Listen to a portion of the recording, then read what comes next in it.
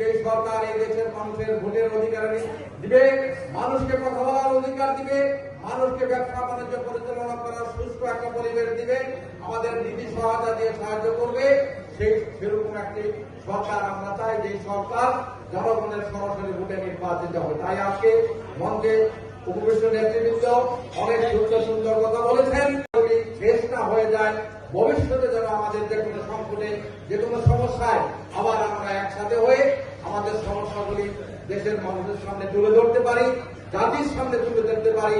যেই সরকারই আসুক, প্রত্যেকটি সরকারকেই যেন আমরা বোঝাতে পারি আমরা মানুষকে কর্মসংস্থান করেছি, আমরা বৈদেশিক মুদ্রা অর্জন করি, আমাদেরকে নীতি সহায়তা দিতে হবে, আমাদের কথা শুনতে হবে, আমাদের সমস্যা সমাধান করতে হবে।